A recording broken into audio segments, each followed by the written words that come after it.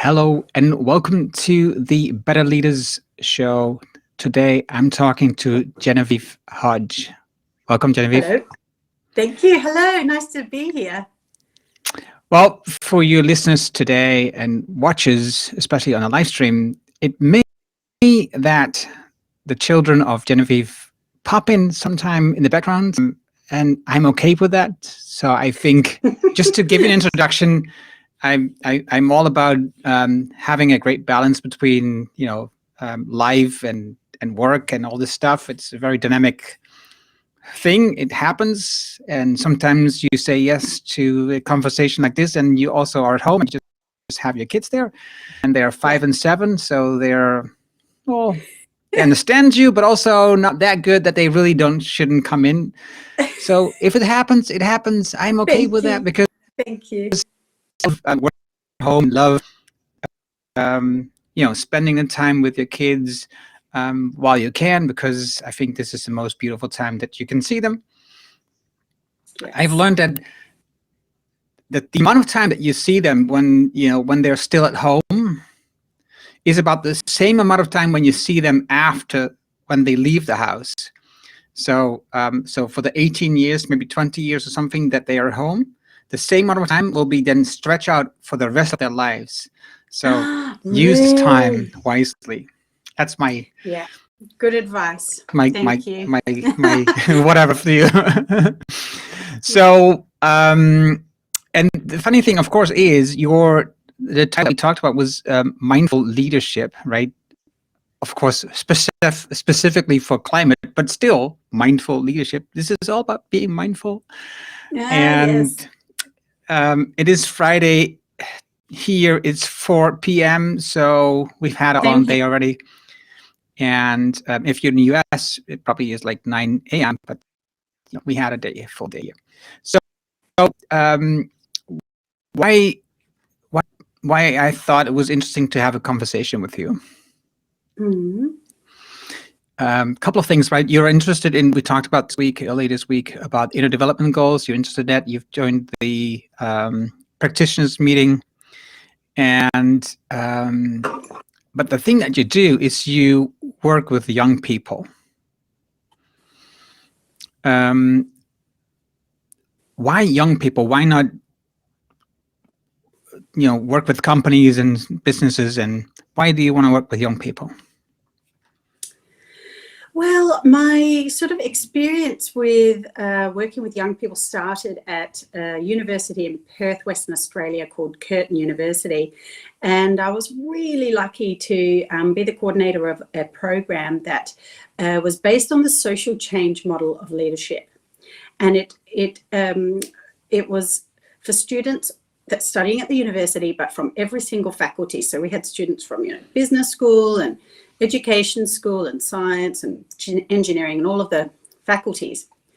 And they came on this sort of journey with me. I was the program coordinator, and they had to do projects for the community, and they grew in self-confidence and ability. And I found my Ikigai doing that work, because working with these young, ambitious, engaged, beautiful, smart young people, really, I just was like, this is where I want to be. And the journey of life, I continued on, and I realized that one of the that program was so valuable that it would be really good for high school students. And after I ended up having my own kids, I developed a program similar to that one that was at the university, but for teenagers.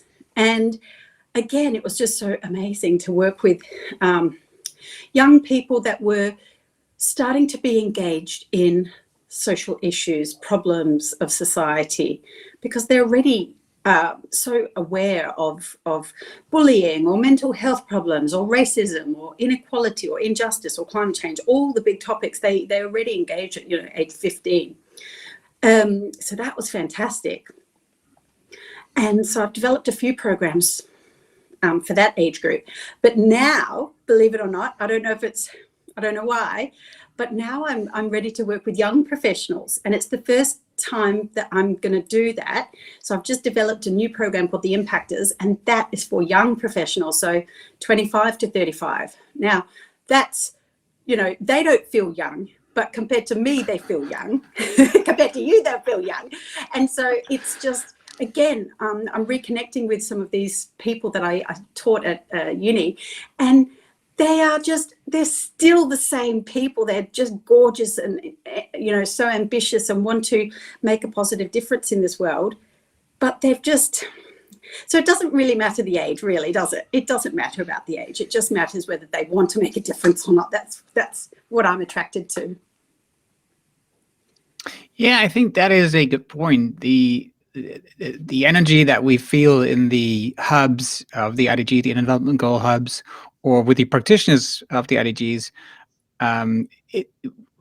you have like-minded people, and I think what I've heard often is that now they suddenly don't feel alone anymore. They feel there's more people with these weird ideas that they can talk to suddenly, right? So people who think that, you know, neoliberalism isn't the only way, or they think we shouldn't all fly, or they think I can do without a car.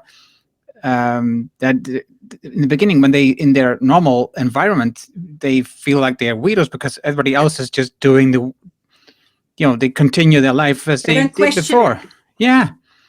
And now they are suddenly with people that go like, oh yes, no, you have the same feeling. You think about this. Oh, that's interesting. Great, Yes. great. So, you were born and raised in Australia? No. Right. I was born in Hong Kong. Hong Kong. That's an interesting story again.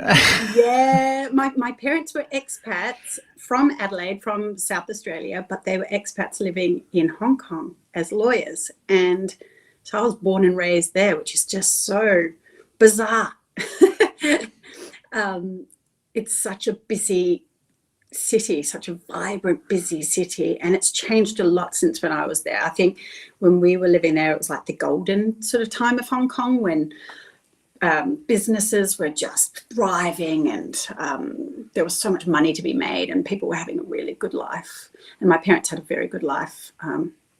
And yeah, and then we moved to Australia when I was 7. And I can see why they wanted us to be there. It's just gorgeous. Have you been to Australia? No. No. I would have loved to, but Australia's gorgeous. The you know, the natural beauty and the space, and it's so diverse. Every you know, state and part of Australia is diverse. We've got rainforests, we've got deserts, we've got stunning beaches, and yeah, we're very lucky. So you've taught and run programs at a couple of universities, but now you're in Europe. Yeah, well, my husband's Italian, and so he was desperate to have a trip back, because we hadn't been here for 4 years after, you know, during COVID and all of that. And so instead of just coming back for a little holiday, we decided to do a 1-year sabbatical. And as you do, and that, you know, I think I need to write a blog post about that, because the space from life, from normal day-to-day life, has just been invaluable. Being able to reflect on what has been and what will be, and all of that, learning about a new culture. The kids have now learned Italian. It's just gorgeous. I highly recommend a year sabbatical in Italy. It's a winning idea. But now we decide to stay, and so that's why I'm like, right, if we're going to stay, I don't want to be teaching English for, you know, it's a great way to make some money here, but it's not what I'm on this planet to do. And so I started to look for like-minded people to re-engage with, and that's how I found you, and through the inner development goals, which is a new concept, like new thing for me. But gosh, I'm so attracted to it. I'm so inspired by it, and I'm so relieved that it exists, and that people here, not necessarily here where I am, but people here in Europe are, you know, I'm finding all these people that are switched on with IDGs, and that for me is like, yes, I'm finding my tribe. People that care about the world and the problems of the world and want to make a positive difference and make it human leadership and all of these things. It's like, yes, finally I'm finding these people, because yeah, there are so many problems, aren't there? So many challenges. What you see in the world, I'm going to go try to connect this with leadership, right? What you were just saying.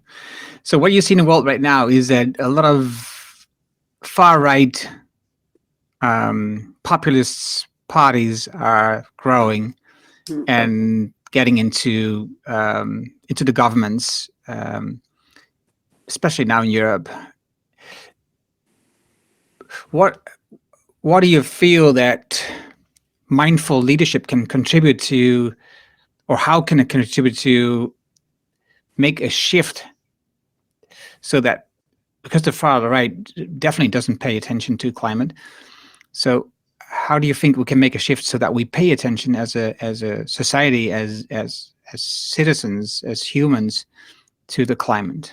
Well, I'm always asking myself that question, like, what can I do? What can I do with the skills I have, the knowledge I have? And I'm a person that needs to take action. I can't just sit and worry.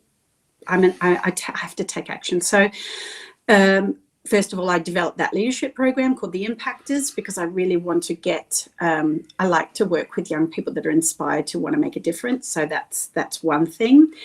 Also, I'm working with a middle school here in Italy, and they are bilingual. So because my Italian is not fluent yet. And so these students are 11, 12, 13 years old. So they're still quite young, but they've never knew about climate change before. And for me, that was like, huh? Like, I went into I created a program for them, and the program is called Unleash Your Inner Superpowers to Become the Superhero of the World, right? Because I was using, this is all before inner IDGs. This is before I knew about the IDG. So I was using the Sustainable Development Goals, and I was like, all these challenges, how are you going to make a difference? Rah, rah, rah. And I was like, so we're going to make projects, and, climate change, what do you know about climate change? And they're all looking at me like, climate what? And I was like, climate change. And they didn't even know what it was. So I had to then, in the moment go, well, let me give you a lesson. This is what I know about climate change. It was really, really, for me, it was a very strange moment, because that's the first time I've met someone that didn't know what climate change was. And so I was like, okay, well, this is really, really important. So let's start here. And so I taught them what I knew. And now we're watching a film. Have you heard of Before the Flood with Leonardo DiCaprio? Okay, so it's a documentary. I don't know how recent it is, maybe a couple of years old. It's relatively recent, and it's more recent than The Inconvenient Truth, which is one of the first things that set me, on my journey of climate change knowledge and action. And anyway, sorry, I'm just trying to think of the pathway of like how I got to this. Oh, so these students are now learning, because we've just had terrible floods here, terrible, like once in a century massive floods in May last year here in this Ravenna region that I live in. And people couldn't believe it. And it wasn't unexpected. And the riverbanks burst in multiple cities. So water gushing into the old city, 2 meters high. It was just unprecedented. And the droughts, and then there's the just more intense weather patterns and tornadoes and all these things. And I'm like trying to connect the dots for them and go, can you see why and how? And they're like, oh, but what are we going to do about it? And I'm like, yes, what are we going to do about it? And so that's the question I keep posing. What are we going to do about it? And so for me, it's educating young people. It's getting them to do action plans and trying to think of solutions. We did this activity called the root causes activity, where they draw a tree, and then, have you heard of this one? And then they write in the middle of it what the big problem is. So it could be climate change. And then down the bottom of the tree is called the roots. They do all the root causes. So what are the causes? Like, you know, burning fossil fuels and agriculture, like the farms of cattle and all these things. And then we start looking at the solutions or possible solutions, which is up in the top branches of the tree. And then they have to pick one. And as an example, to show them, I created an example. And my solution that I picked was stop eating meat. Now, I live in Emilia-Romagna. This is a meat-loving place of the world. You know, they love their meat, their carne. And I went vegetarian about 11 years ago.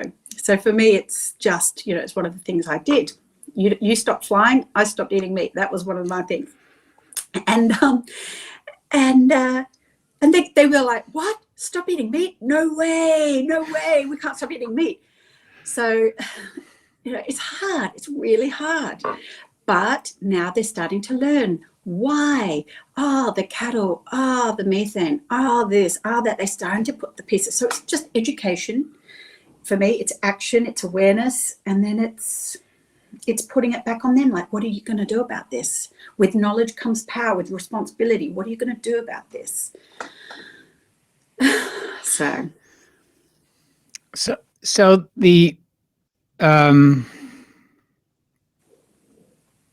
mindfulness part, right? So you were attracted to the inner development of these young people now.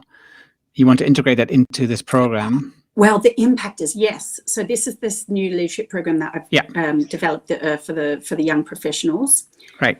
And that is certainly one of the, I've just, because I can, I've said, right, I'm committed to this. I'm going to incorporate it. I still am learning about it, but I'm going to just do what I can to incorporate it. And so because I'm a coach, a lot of these elements are I'm quite familiar with them. I've just never really put it in this sort of framework that they had with the IDG. So now I'm going to make it very, I'm going to invite the participants to start seeing different parts of their life, their professional life, their personal life, their, you know, with these lenses. Mm-hmm. And so I invite any listeners who have got great examples and ideas to share with me to please do it, because this is an experiment. I'm doing an experiment, but why not? Heck, like this is life. Let's do it. And if you can think back of how mindfulness or the inner development played a role in your change, in your attention for climate and the SDGs, how did what kind of inner change did you go through? Okay, well, I would take it a few steps back before, because I like to tell people the story of how I grew a social conscience, and that was through living in Brazil, in Rio de Janeiro. I lived there for a couple of years back in 2008, and prior to that, I'd been working on a cruise ship. And so that was the ultimate luxury, you know, 5-6 star, the richest of the rich. And I thought I'd made it in terms of service. Okay. So then I was living in Brazil, and then I could start to see, I'm not sure if you've been to Brazil, or I'm sure you know about the social inequality, but I sort of was in a little bit of a la-la land when I arrived. It was all full of samba and beaches and fun and just great times. But then as I lived there and started working and seeing, you know, my eyes just started to get bigger and bigger. And I was like, wow, there is a real inequality here. There is the rich and the poor. And you could see the poor living in the favelas and the rich, you know, in these big mansions near the beach. And then you could see these young kids juggling for money in the street and coming up and asking for money. And I was like, what is going on? And I had like a whole homeless family living on the street in front of me. And all these things just started to, like, I was like, this is not right. This doesn't feel right.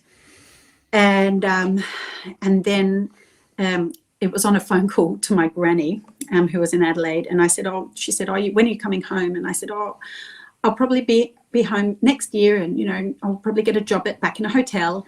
And she said, "Oh, Genevieve, why would you serve those that can serve themselves?" And I was like, it was the best question, best statement question, judgmental statement question. Anyway, she asked me that question, and that switched me on. I just switched on. I was like, yep, you're onto something there. I came back to Australia.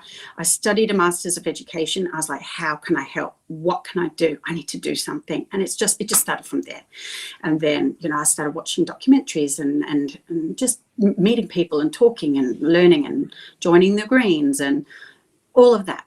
It's just been a journey of discovery of myself, of what feels right for me, what feels right to have to do something. I'm sure everyone's got a different explanation, but I was just switched on. Can you think back and what did you feel about this inequality in Brazil? Could you do something about it? Because when you left, you just left the problem behind. Did you feel? How did you feel about that? Well, yeah, of course, at the time I had so many ideas. I was like, oh, I'm going to set up an orphanage, and I'm going to adopt all these kids that are affected from, there is just dreadful stories about these drug lords that, there's just so much sadness and pain and suffering. And that was my little area of passion at the time. I just loved kids and wanted to make a difference in that way. I didn't end up doing any of that, so I guess I have a little bit of regret, but yeah, that was my idea at the time. But I did, when I moved back to Australia in Melbourne, I was like, I wanted to volunteer, and I volunteered with an African refugee family. Now, that was the first time I properly volunteered, and it felt really good to just help people in Australia, because I didn't even really, I had not cared before. I hate admitting it, because I hadn't been brought up like that. When you're not exposed to it, how do you learn? And I was just, I was a very selfish young person when I was younger, but then I'm lucky I switched on. Something in me switched on, and I've changed. That was the sort of change of my life back then.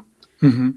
I think it's similar to, hopefully, the change that these children are making right now with you in Italy, when they learn more about climate change and all the problems that we are facing, and possible solutions that you learn about. And there's an interesting book about from Catherine Hayhoe, who's a climate scientist from Canada, and she says, well, the main thing that we can do about climate change right now is to talk about it, right? So that we have conversations about it.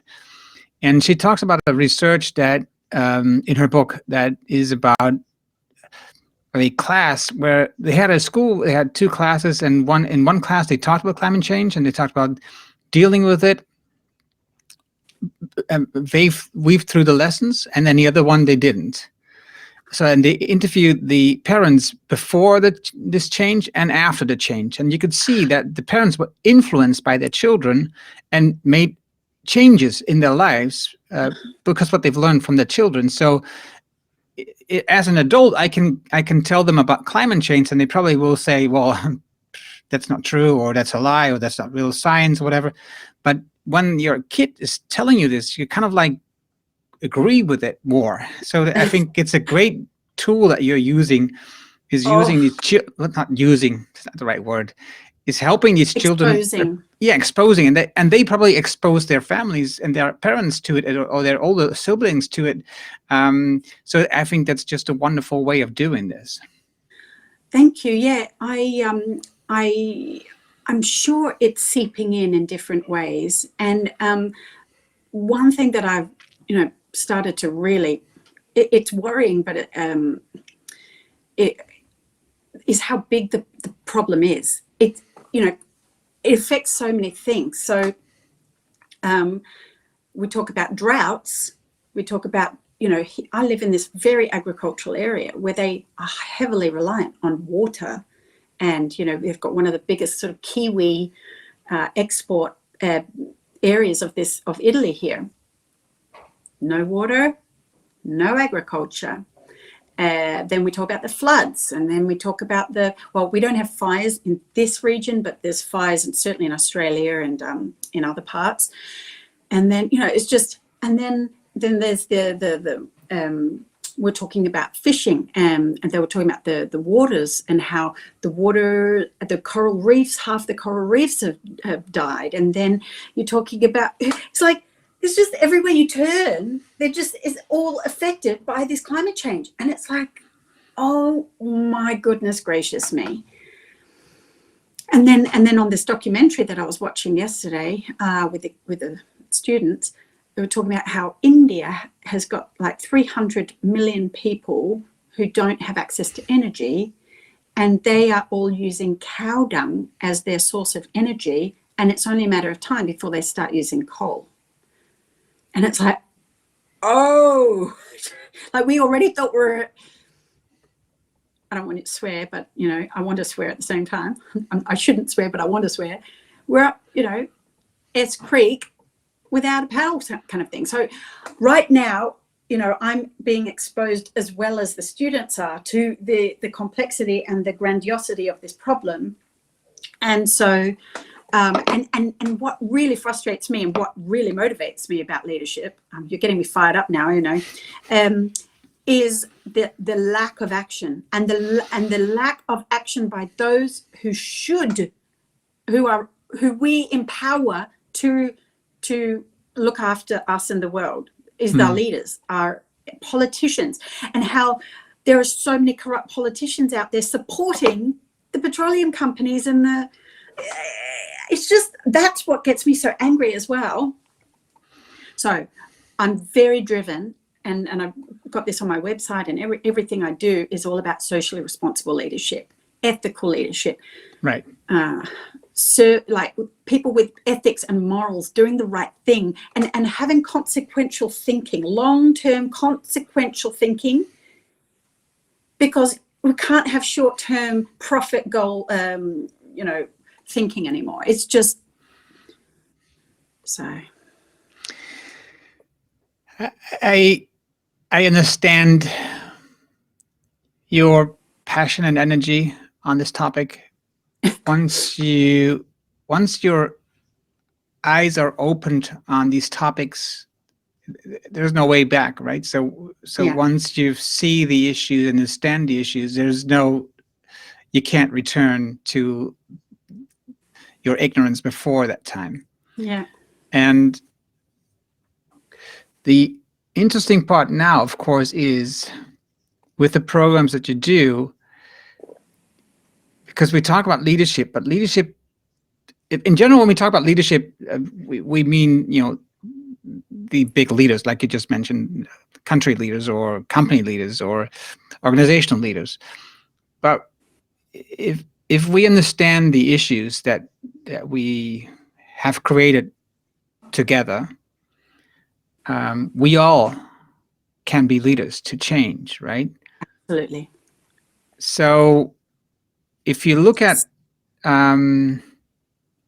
tough conversations, for example, because I just mentioned Katharine Hayhoe and having these conversations about these difficult topics, these controversial topics, or topics that, you know, generate a lot of conversation because people don't believe in it, or they are against science, for example. How do you create these difficult conversations with the young people?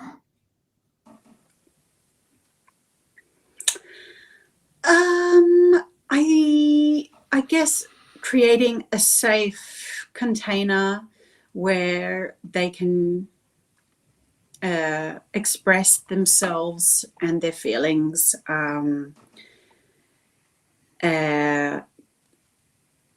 trying to refer them, like being honest, and trying to refer them where they can find what I would hope to be reliable, factual information, to get them thinking, to be curious about what they're hearing, to check what they're hearing from me, and do their own research.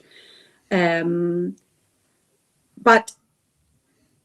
I think it's something that even myself as a facilitator, as an educator, I could improve on too. So it's a very good question, and I'm going to write it down, how to hold difficult conversations, because you see how angry and passionate I get. So yeah. The thing is, of course, is what I've learned so far is that it doesn't change when you start using examples or data to prove your and my point about climate change, because the people who don't believe in climate change, they have other data and resources that they believe in. And the more that I toss around my ideas, the more upset they will become and just switch off. And even more believe in their own ideals and more their own data. So we're just being like going against each other, but just not. And that happened with COVID, didn't it? Like the yes. So this big polarity. Yes. Challenging topics. Yeah. How do you get these young people into your new program? What's your ideas about this? What are your ideas about this? Are you talking about the impactor one? How to get them in? Did you say? Yes. Well, I contact them. I need to speak to them, because it's all about connection and developing a relationship and seeing if they're right fit for the program, and if I'm the right fit for them as a coach and leader for them. And yes, the ones that have signed up certainly trust me because they know me from before, which is very, very reassuring and nice. And we've all grown. They've grown, I've grown. So but in the future, I'm not sure how to. I think it all just I know it's through Zoom, but it's that person-to-person connection and seeing if we share similar values and hopes for the future, and if I can support them in their journey. And so, yeah, as you were saying before, like leadership, yes, it's a position or whatever, but it's not just that. It's everyday action. That's what I'm always asking people to think about, is how can they act better than before? Mm-hmm. And so with what they reflect on, they act on, how are they acting better? Maybe it's and that's why I'm going to be referring to the IDGs as well, the inner development goals, because it's how am I listening better, or how am I being more present, or being more mindful, or those kinds of things, and having that accountability partner. I think we all need it. We all need sort of like a mirror, someone to challenge us and make us think deeper. It's wonderful and valuable. Well, you've touched on my topic, right? Accountability. Oh yeah. Having a focus and being accountable, having accountability partner on your focus. That's what I do. That's what I love doing. I'm really interested in the topic of decision making.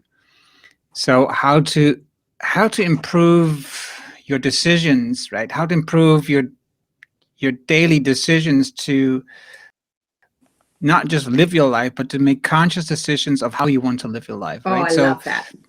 So the idea is that because we are so, between quotes, busy, we don't make time and create space to really think about the long term, or to think about how do we see the future for ourselves and how we would fit in this and how we can arrange our actions for a better future for all of us, right? So to me, by looking for example, if in your program, if you look at with these young people to the long term, that's one thing, right? Then you have a great idea, you want to do this, but then life happens. So you need everyday small actions to really make the long term happen. And to do these small term actions, I think it is so much easier to have like an accountability partner, or have like groups where you belong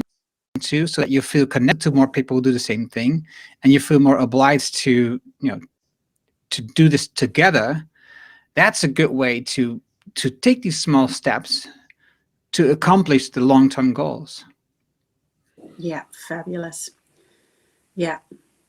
Well, goal setting is something I've always done, really. With I've got a vision board here. I'm creating a new vision board here. I love looking at because I'm quite a visual person, thinking of what do I want in my life, and then how can I make it happen, and then teaching those skills to my students, because if you're not taught that, people can just live unconsciously, can't they? Just go through life. They don't even realize that they can create the life that they want to. And I had just recently I had a conversation with someone, and I said, how do you want to give back? That was one of the questions, and that person did not have an answer. Like, they had not considered it. And I was like, wow, that's so interesting, because it's something that I'm again always trying to think of, how can I contribute, what can I do, especially for the less fortunate. And so it's a beautiful question. It is. Yeah, okay. Because it can be just kindness. It can be, it's so many things, little things, big things, and it's what you can do, like whether it's time, whether it's money, whether it's so many, whatever. It's huge. It's a big. No, I agree. I think people think about when you ask a question maybe about money, but it's sometimes it's just attention, right? So just have a couple of minutes of attention to the person next to you, or just asking a question, how you doing, so that people are feeling seen and heard. And nice. It's sometimes so small and easy to do, but if you just continue doing what you've ever been doing, that's not going to happen, because you're just so busy. And if you want to become a great leader, and especially a mindful leader, then I think it's really important that you just carve out time and space for yourself to just turn inward and think, okay, so what is it my next step I do now? And in the fast-paced world, it is important that you as a person, as an individual, are able to slow down. I think that's one of the important things that we can learn, is slowing down, because this will give you newer insights. I feel like I can do that with breath. I try and, like, breathing is one way to just ground, become present, switch on, kind of breathing, meditating. That's a great tip. Okay, so what I wanted to do is, your website is spirecoaching.com.au from Australia, yes. Obviously. And so when people are looking for the program, where do they go on your website? Oh, Spire Coaching, they need to look for the impactors. So that's the under services. Services is one of our programs, is the impactors. So right. So when does the program start? Next week we start with the pre-program planning, but then the actual program starts on the 6th of February, and it's a 3-month program, and it's it's the first time. So stay tuned, because I'm sure next time will be even bigger and better. Right. So for you, if you think about this, if you like the idea, if you like Genevieve or her ideas, You can see now the website, the QR code on the screen too. So you just scan the code and you just go right directly to her website. I think that's the easiest thing to do. And to learn more about Genevieve and her work on her website, there's a lot of information there. For now, I want to say this video and audio will be published next Monday on the blog, betterleaders.me. Thank you for joining us today, who you are. And we see you next Friday at 9 a.m. Central or 4 p.m. Central European time. Thank you, Genevieve, for your time and your attention, despite all the distractions that you had around you. And I think it's just wonderful to have this conversation despite everything that was going on, right? Oh, I'm so grateful to you, and I really look forward to continuing these wonderful questions that you've got. So thank you for the opportunity.